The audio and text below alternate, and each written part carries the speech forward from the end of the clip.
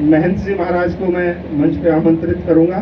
कि वो यहाँ पर आएँ और उनके मुखारबिंद से हम सबको आशीर्वाद मिले, ऐसी मैं कामना करता हूँ। महंत बालकनाथ जी।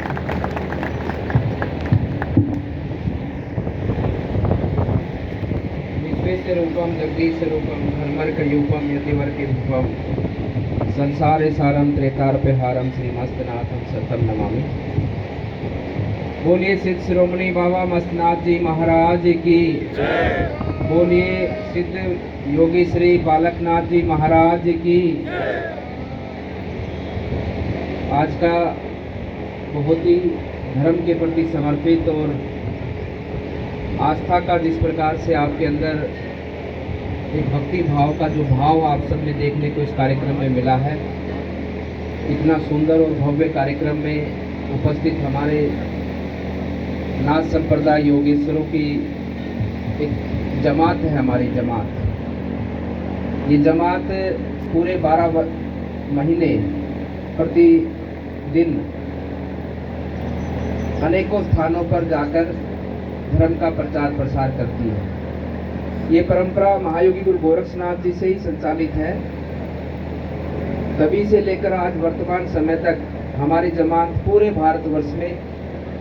आज एक स्थान पर, कल दूसरे स्थान पर ऐसे धर्म जागरण के कार्यक्रमों के माध्यम से जनता को जोड़ने का कार्य करती है। और साथ ही साथ में हमारे जितने भी आश्रम नाथ संप्रदाय के पूरे भारतवर्ष में हैं, उनको व्यवस्थित रूप से किस प्रकार से उन आश्रमों के माध्यम से सेवा आगे बढ़ती है,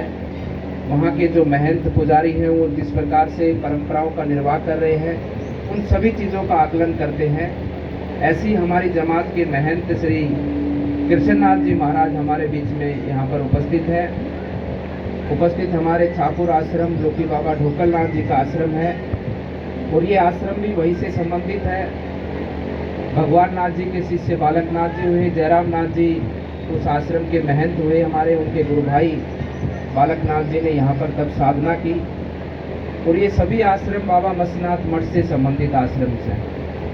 उसी गुरु शिष्य परंपरा से साधुजन गुरु दीक्षा लेकर, गुरु महाराज का आशीर्वाद लेकर और पूरे भारतवर्ष में साधु संतों ने स्थान बनाए और जनता जनार्दन में जागरण कर जनता जनार्दन को, भक्तजनों को अपने धर्म और अपने कर्तव्यों के माध्यम से उनको जोड़ के रखने का कार्य किया। आप सब भी देख रहे हैं कि अपने गांव जमालपुर में आज से लगभग 1990 में उनकी समाधि हुई। उससे कई साल पहले बालकनाथ जी ने यहाँ पर आकर अपनी तप साधना के माध्यम से पूरे गांव के प्रति अपना आशीर्वाद और पूरे गांव को, इस पूरे आसपास के क्षेत्र को अपनी तप साधना का फल का आशीर्वाद वो देकर गए। ये आज प्रमाणित हम सब अपनी आंखों से देख भी रहे हैं। कोई साधु संत जो तप साधना करता है तो वो अपने व्यक्तिगत स्वार्थ के लिए नहीं करता,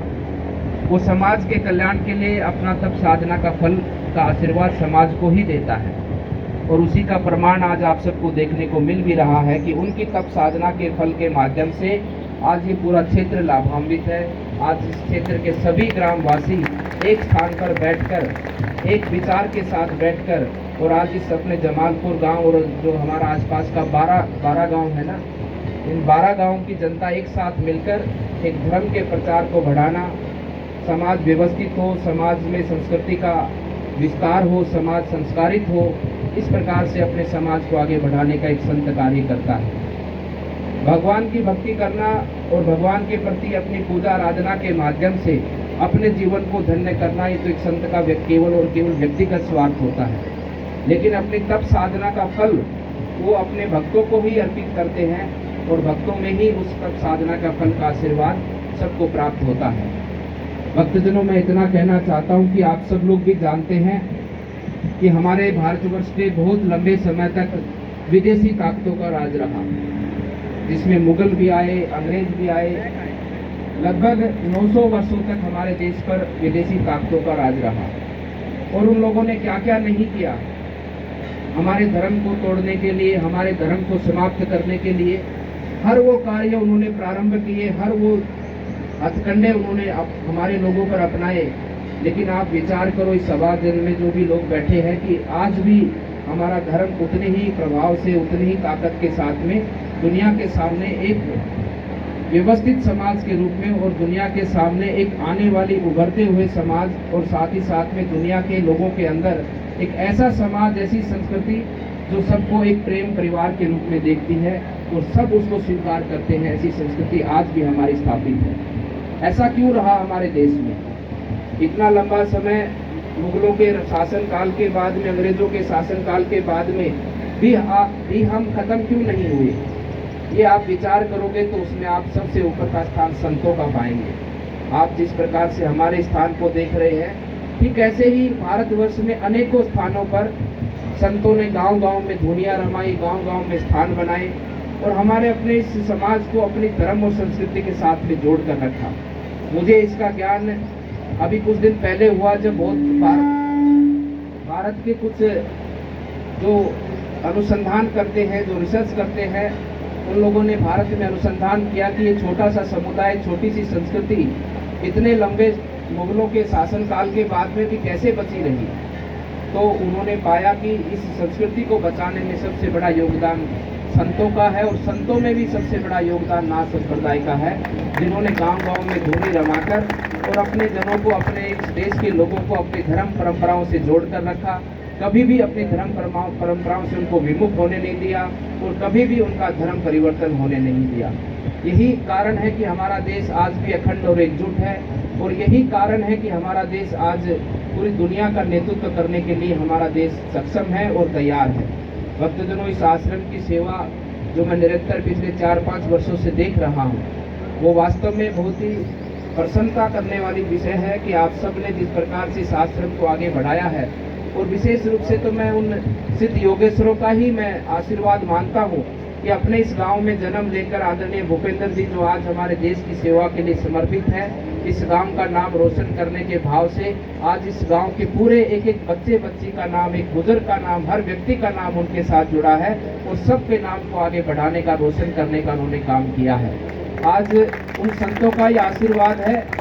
कि आप सबने मिलकर उनके मार्गदर्शन में, उनकी सेवा के साथ जुड़कर इस आश्रम का जिस प्रकार से जीर्णोद्धार किया है। ये आश्रम प्रकृति का भी संरक्षण करता है, धर्म का भी प्रसार करता है और इस आधुनिक युग में शिक्षा का भी आशीर्वाद ये आश्रम के माध्यम से जन जन को प्राप्त होता है। इस आश्रम के माध्यम से जो एकजुटता और स्वच्छता के प्रति और संस्कारों के प्रति जागरूकता और शिक्षा के प्रति जिस प्रकार से लगाव हमारे इस क्षेत्र में बच्चियों का बढ़ा है, ये सब इस आश्रम के साथ जुड़कर आप सब लोगों ने जो आदरणीय भूपेंद्र जी के साथ मिलकर जो काम किया है, मैं तो ये मानता हूँ कि आने वाले समय पर वो दिन दूर नहीं जब ये हमारा जमालपुर गांव पूरे भारतवर्ष का सबसे अच्छा गांव होगा, सबसे सुंदर गांव होगा और हर प्रकार की सुविधा अपने इस गांव के अंदर होगी जो आज एक गांव के अंदर होनी चाहिए। इसलिए भक्तजनों, मैं कहना चाहता हूं कि इस आश्रम से साथ जुड़कर रहें। अनेकों सेवाएं आश्रम से संचालित होती हैं, शिक्षा के केंद्र आश्रम से संचालित होते हैं, सेवा का भाव आश्रम से संचालित होता है, क्योंकि हमारे समाज में, हमारी संस्कृति में आज भी, वर्तमान में और पूर्व में भी जो भी शिक्षा का प्रचार प्रसार होता था, जो भी शिक्षा दी जाती थी, हमारे आश्रमों से ही दी जाती थी। हमारे आश्रमों के माध्यम से ही जन सेवा के कार्य चलते थे, मानव जीव के कल्याण के कार्य चलते थे। आप भी ठीक उसी प्रकार से अपने इस आश्रम के माध्यम से हर एक उस व्यक्ति को जिसको कोई भी चीज़ का अभाव हो, चाहे शिक्षा का अभाव हो, चाहे स्वास्थ्य का अभाव हो, चाहे सेवा का अभाव हो, आप सब लोग तत्पर रह के उसकी सेवा को पूरा करेंगे और इस आश्रम के साथ जुड़कर इस आश्रम की तप साधना फल और इस आश्रम के कर्म भाव को जन जन तक पहुंचाकर अपने इस गांव के माध्यम से, क्योंकि हमारा एक एक गांव संपन्न होगा, एक एक गांव हमारा स्वावलंबी होगा, एक एक गांव हमारा शिक्षित और विद्वान और आगे बढ़ता हुआ दिखेगा, तो आपके पीछे पीछे हमारे भारत के और भी गांव आगे बढ़ेंगे। आपको देखते हुए वो भी अपने गांव में इसी प्रकार से परंपराओं को आगे बढ़ाते हुए इस भारत को हम सब लोग मिलकर एक आत्मनिर्भर भारत बनाने की ओर हम सब लोग कदम बढ़ाएंगे। तो निश्चित रूप से हम सबका सपना और हमारा आने वाला भविष्य उज्जवल होगा। आप सभी भक्तजनों का मैं पुनः बहुत धन्यवाद, अभिनंदन करता हूँ और विशेष रूप से हमारे आदरणीय श्री भूपेंद्र यादव जी का धन्यवाद और अभिनंदन करता हूं कि आपके इस प्रकार के भाव और आपके इस प्रकार का समाज के प्रति समर्पण और सेवा भाव से जिस प्रकार से पूरे गांव को आप सबने एक साथ जोड़कर आपने जो इस सेवा के कार्यक्रमों को आगे बढ़ाया है और गांव की स्वच्छता और शिक्षा के प्रति आपने जो ध्यान अपने इस गांव को दिया है, निश्चित रूप से गांव निरंतर आपके साथ जुड़कर इसी भाव और सेवा को भारत के प्रत्येक गांव तक पहुंचाने का कार्य करेगा। और निरंतर आपको बाबा का आशीर्वाद इसी प्रकार से प्राप्त होता रहे और आप एक जमालपुर नहीं, मैं कहता हूँ सैकड़ों की संख्या में इसी प्रकार से जमालपुरों का निर्माण करते हुए और सब लोगों में एक अच्छे भाव का प्रसार आगे बढ़ाते हुए आपको बाबा का आशीर्वाद निरंतर प्राप्त होता रहे और आप इसी प्रकार से आगे बढ़ते रहे। आप सबका पुनः धन्यवाद, अभिनंदन और आप सबको शुभकामनाओं के साथ में इन महान सिद्ध महापुरुषों की परंपरा की ओर से आपको मैं आशीर्वाद देते हुए अपनी वाणी को विराम देता हूँ। सर्वे भवन्तु सुखिनः, सर्वे सन्तु निरामया, सर्वे भद्राणि पश्यन्तु मा कश्चित् दुःखभाग् भवेत्। आप सब लोग सुखी हो, निरोगी हो और आप सब लोग मिलकर आगे बढ़ते हुए अपने भारत को आगे बढ़ाने का आप सब लोग मिलकर काम करें। आप सबका धन्यवाद, धन्यवाद।